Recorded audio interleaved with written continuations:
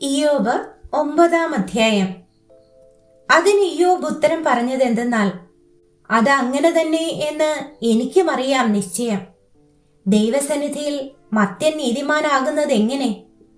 അവൻ അവനോട് വ്യവഹരിപ്പാൻ ഇഷ്ടം തോന്നിയാൽ 1000-ൽ 1 ഉത്തരം പറവാൻ കഴിയുകയില്ല.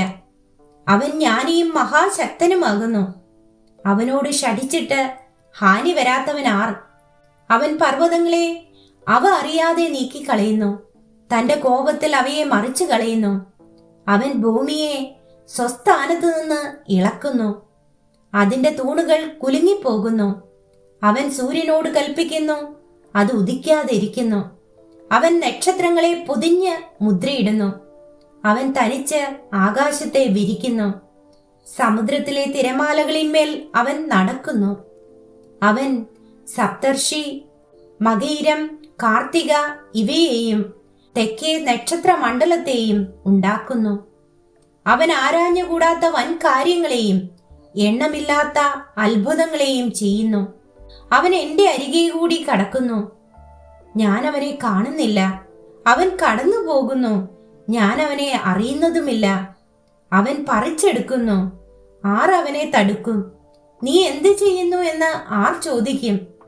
ദൈവം തന്റെ കോപത്തെ പിൻവലിക്കുന്നില്ല. രഹബിന്റെ തുണയാളികൾ അവന് വഴങ്ങുന്നു. പിന്നെ ഞാൻ അവനോട് ഉത്തരം പറയുന്നതും അവനോട് വാദിപ്പാൻ വാക്ക് തിരഞ്ഞെടുക്കുന്നതും എങ്ങനെ?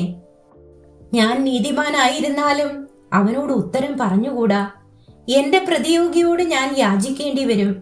ഞാൻ വിളിച്ചിട്ട് അവൻ ഉത്തരം അരുളിയാലും എന്റെ അപേക്ഷ കേൾക്കും എന്ന് ഞാൻ വിശ്വസിക്കുകയില്ല. കൊടുങ്കാറ്റുകൊണ്ട് അവൻ എന്നെ തകർക്കുന്നുവല്ലോ. കാരണം കൂടാതെ എന്റെ മുറിവുകളെ പെരുക്കുന്നു. ശ്വാസം കഴിപ്പാൻ എന്നെ സമ്മതിക്കുന്നില്ല. കയ്പുകൊണ്ട് എന്റെ വയറ് നിറയ്ക്കുന്നു. ബലം വിചാരിച്ചാൽ അവൻ തന്നെ ബലവാൻ. ന്യായവിധി വിചാരിച്ചാൽ ആർ എനിക്ക് അവധി നിശ്ചയിക്കും? ഞാൻ നീതിമാനായാലും എന്റെ സ്വന്തമായി എന്നെ കുറ്റം വിധിക്കും. ഞാൻ നിഷ്കളങ്കനായാലും അവൻ എനിക്ക് വക്രത ആരോപിക്കും.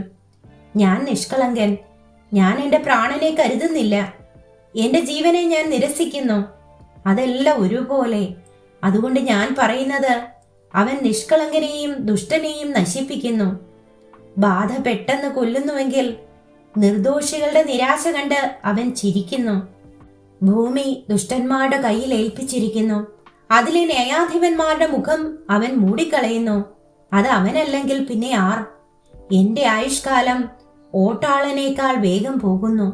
അത് നന്മ കാണാതെ ഓടിപ്പോകുന്നു. അത് ഓട കൊണ്ടുള്ള വള്ളം പോലെയും ഇരയെ റാഞ്ചുന്ന കഴുകനെ പോലെയും കടന്നു പോകുന്നു.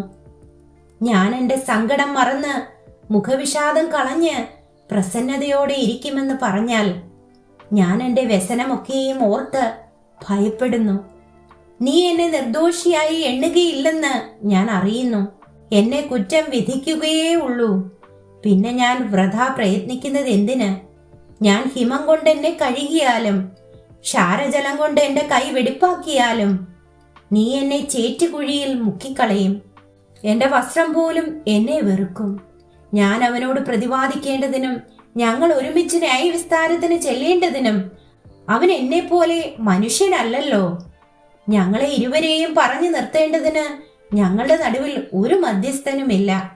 അവൻ തന്റെ വടി എങ്കിൽ നിന്ന് നീക്കട്ടെ. അവന്റെ ഘോരത്വം എന്നെ പേടിപ്പിക്കാതിരിക്കട്ടെ. അപ്പോൾ ഞാൻ അവനെ പേടിക്കാതെ സംസാരിക്കും. ഇപ്പോൾ എന്റെ സ്ഥിതി അങ്ങനെയല്ലല്ലോ.